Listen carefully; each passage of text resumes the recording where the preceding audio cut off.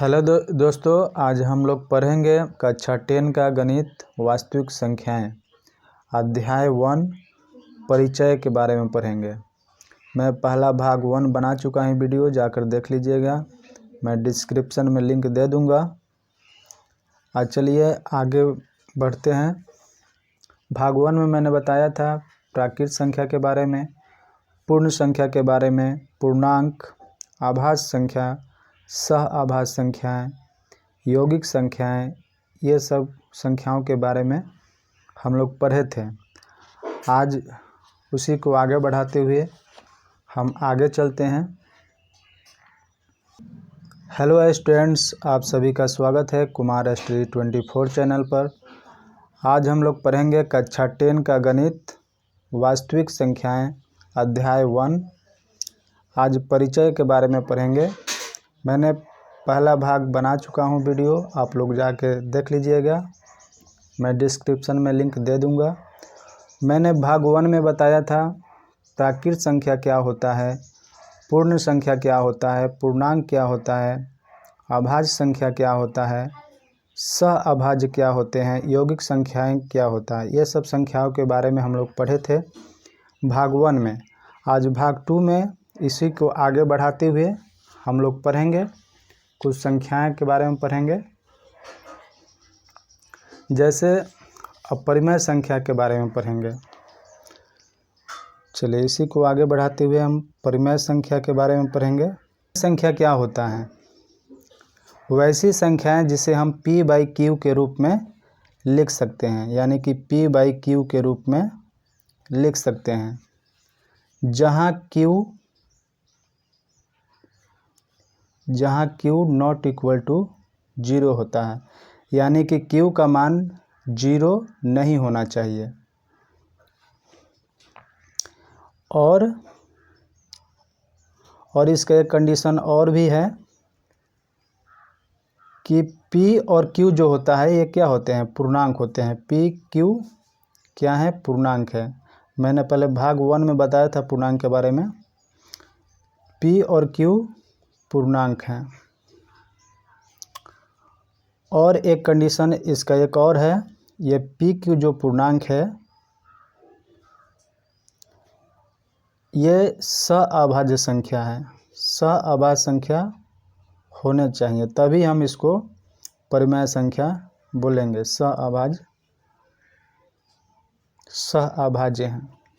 सअभाज्य के बारे में मैंने बताया था भाग 1 में, आप लोग वहाँ से देख लीजिएगा।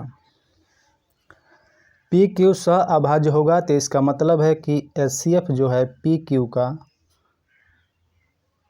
HCF 1 आएगा, यानी कि 1 आना चाहिए, तभी हम परिमेय संख्या बोल सकते हैं।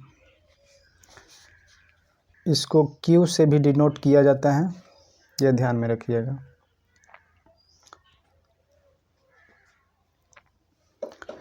p/q के रूप में, यानी कि हम एग्जाम्पल लेते हैं 2 और 5। ये क्या है? एक प्रकार का ये परिमेय संख्या है। 2 और 5, 2/5, यानी कि 2/5 ऐसा लिखेंगे। 3/2 इस तरह से, या -4 भी होगा, माइनस में भी होगा, क्योंकि ये पूर्णांक है तो माइनस में भी हो सकता है, ऋणात्मक मान भी हो सकता है। सभी पूर्णांक जो होते हैं इसमें पूर्णांक होने चाहिए। और 0 भी एक परिमेय संख्या है। 0 जो होता है ये भी एक परिमेय संख्या है, क्योंकि इसको भी p/q के रूप में लिख सकते हैं। इसको 1 लिख देंगे तो ये 0 भी एक परिमेय संख्या है, इसको p/q के रूप में हम लिख सकते हैं। यह भी 0 भी पूर्णांक है, पूर्णांक में 0 भी आता है, और नीचे किसी भी संख्या के नीचे 1 से डिवाइड होता है। किसी भी संख्या के जो हर का मान होता है 1 होता है, ठीक।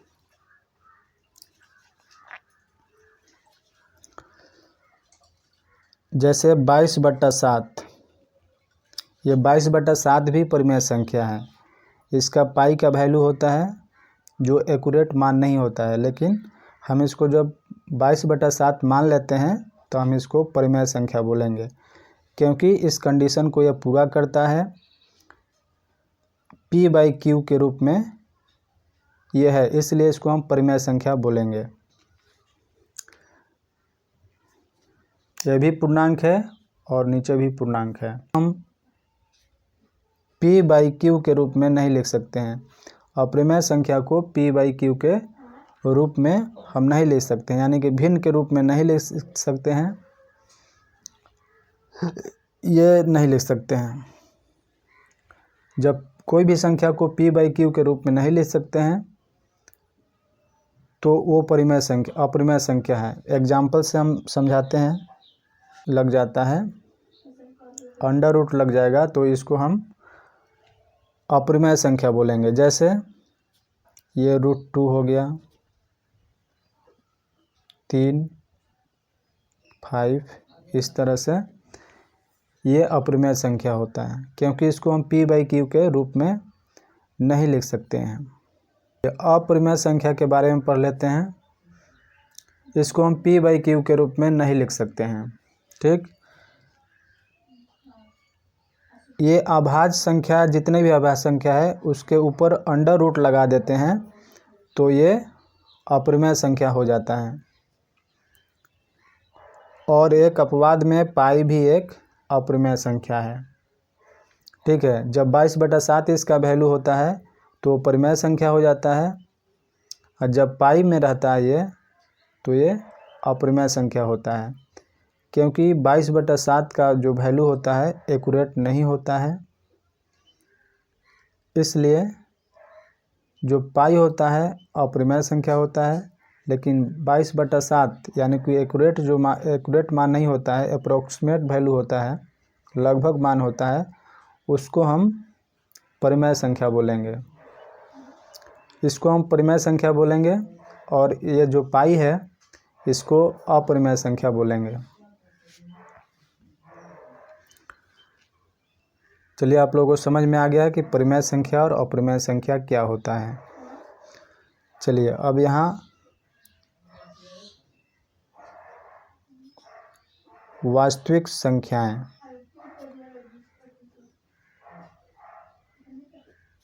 रियल नंबर, इसको R से डिनोट किया जाता है।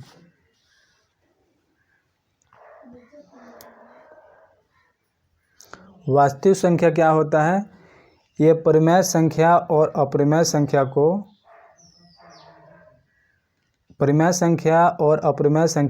वास्तविक संख्या बोला जाता है। ये परिमेय संख्या प्लस अपरिमेय संख्या, ये दोनों मिलके वास्तविक संख्या का निर्माण करते हैं, वास्तविक संख्याएं का निर्माण करते हैं। ये समझ में आ गया वास्तविक संख्या क्या है। अब इसके बाद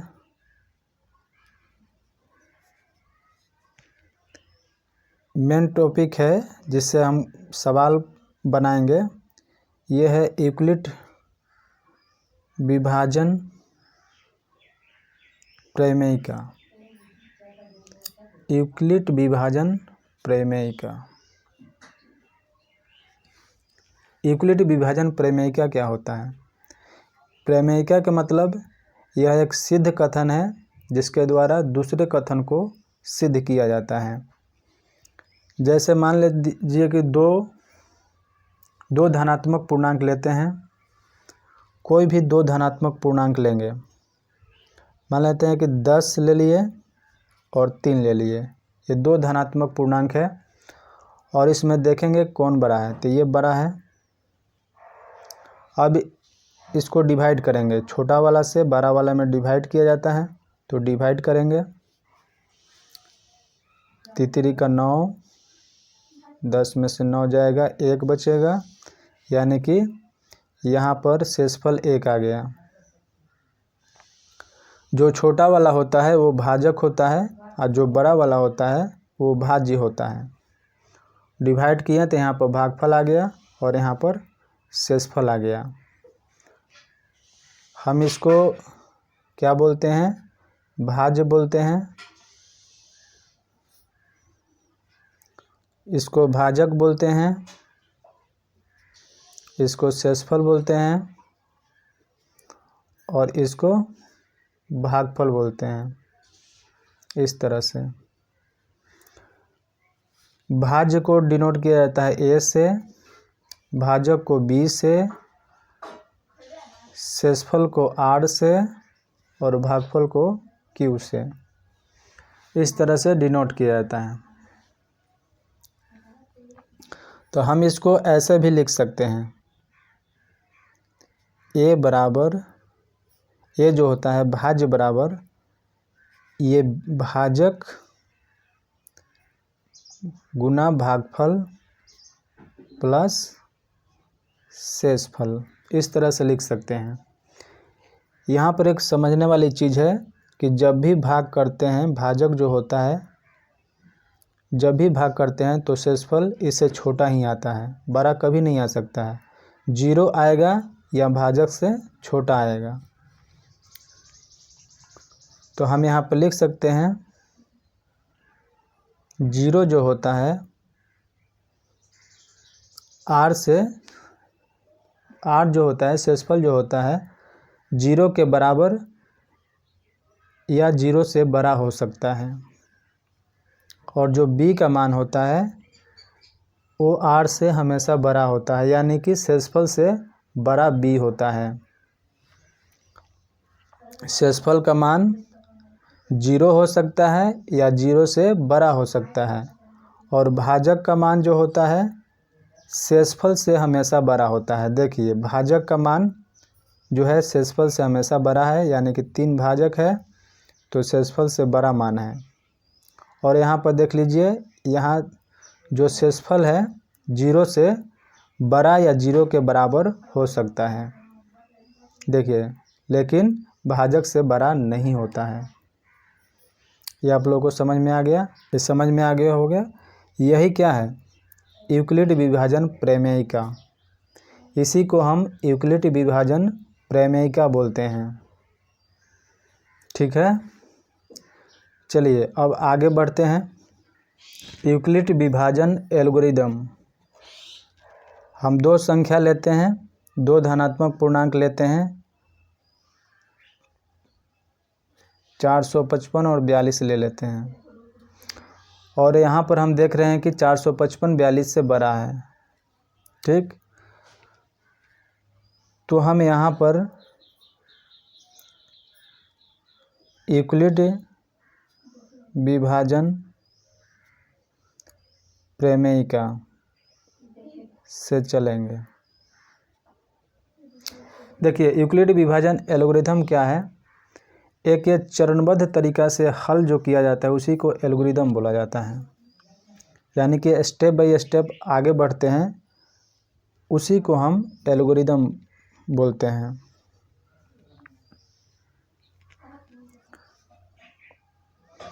तो मान लीजिए कि ये जो है 455 बड़ा है 42 से, तो यूक्लिड विभाजन प्रमेयिका से क्या होता है? यूक्लिड विभाजन प्रमेयिका से हम लिख सकते हैं a बराबर बी क्यू प्लस आर, जहाँ a क्या है? भाज्य है, b क्या है? भाजक है, q क्या है? भागफल है, और r क्या है? शेषफल है। आप लोग सभी लोग जानते हैं। तो इस तरह से हम लिख देंगे। इसी को हम यूक्लिड विभाजन प्रमेयिका बोलते हैं, जहाँ ये कंडीशन होता है।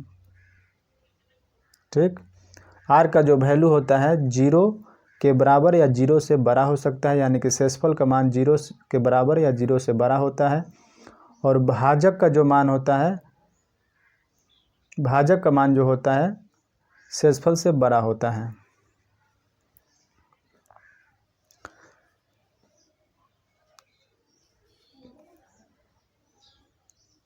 चलिए a जो है बड़ा वाला को हम a मानेंगे, भाज्य मानेंगे, तो बड़ा वाला क्या है?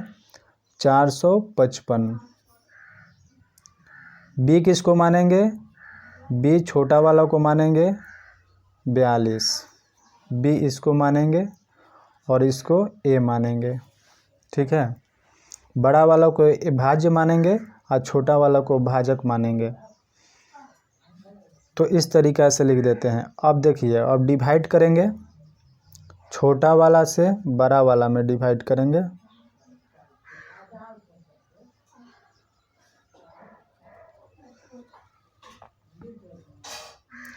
फोर्टी 42 है, 42 कितना बार में जाएगा 455, 10 बार में लगा के देखते हैं। तो यहाँ पर 420 आ गया। शेषफल कितना होगा 5, 5 में से 2 गया 3, ये 4 4 कट गया। और पहला स्टेप में, पहला चरण में, चरण 1 यहाँ पर लिखेंगे। अब इसको चरणबद्ध तरीक़ा से लिखते जाएंगे। इसी जो लिखने का विधि जो है उसी को हम एल्गोरिदम बोलते हैं। चलिए इसको हम सजा के लिख देते हैं। चरण 1 में क्या दिया हुआ 455 है। देखिए इसको यहाँ पर लिख दे लेते हैं। ए का मान कितना है 455 और बी का मान क्या है 42। ए का मान कितना है 455 और बी का मान, भाजक का मान कितना है 42। इसके बाद क्यू क्या होता है, भागफल होता है। तो भागफल हमारा पहला स्टेप में क्या आया है, भागफल 10 आया है, तो 10 लिखेंगे। अब प्लस शेषफल कितना आया है 35 आया है, तो 35 लिख देंगे। यहाँ पर हम देख रहे हैं कि शेषफल अभी 0 नहीं आया है, तो लिख देंगे शेषफल 0 के बराबर नहीं है। अब अगला स्टेप में आगे बढ़ते हैं। जो शेषफल है उसको हम भाजक मान लेंगे और जो भाजक है उसको हम भाज्य मान लेंगे। और उसके बाद फिर अगला स्टेप बढ़ते हैं, चरण 2। चरण 2 में हम क्या देख रहे हैं, यहाँ पर भाज्य जो है 42 है, तो यहाँ पर लिखेंगे 42 और भाजक कितना है 35 है। ठीक, और इसके बाद 35 से लगाएंगे, 42 में भाग देंगे तो 35 से कम 35 एक बार में जा रहा है, 12 में से 5 जाएगा 7 होगा और 3 3 कट गया। यहाँ पर हमको मान आ गया। ये 35 जो है भाजक है, भाजक के जगह पर लिखेंगे।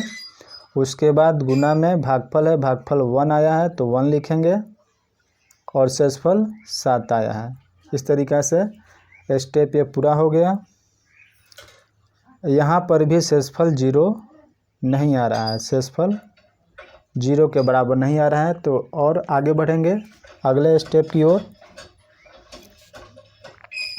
तो यहाँ पर चरण 3 पर चलते हैं। चरण 3 में क्या बोल रहा है, तो यहाँ पर हम देख रहे हैं कि जो शेषफल है इसको भाजक मान लेंगे और ये 35 जो है यहाँ पर आ जाएगा, ये वाला यहाँ पर आ जाएगा।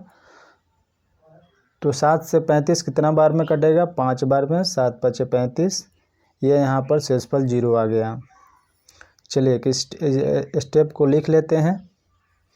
यहाँ पर जो भाज्य आया है तीसरा स्टेप में 35 आया है, उसके बाद भाजक कितना आया है 7 आया है और भागफल 5 आया है और यहाँ पर शेषफल 0 आया है।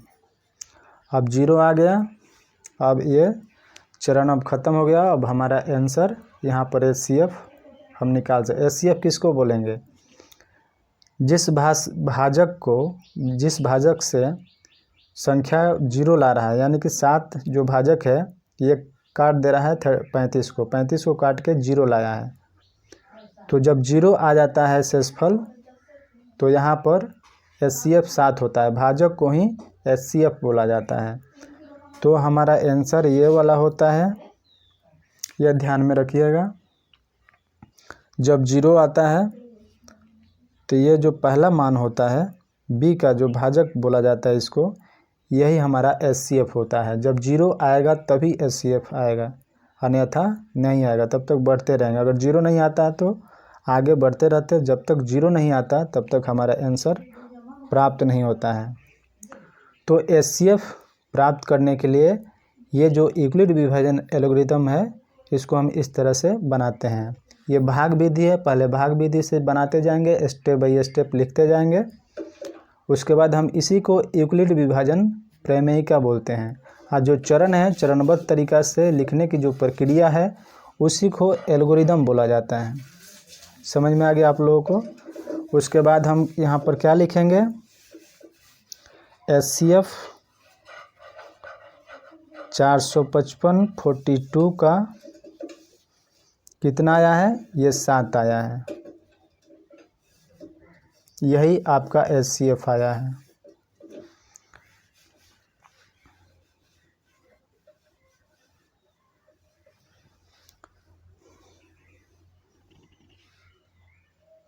उम्मीद है कि आप लोगों को ये वीडियो अच्छा लगा होगा। अगर अच्छा लगा है तो लाइक कीजिए। अगर आप पहली बार चैनल पर विजिट कर रहे हैं तो कृपया सब्सक्राइब कर लीजिए ताकि अगला जो वीडियो बनाऊं आप तक पहुंच सके। धन्यवाद।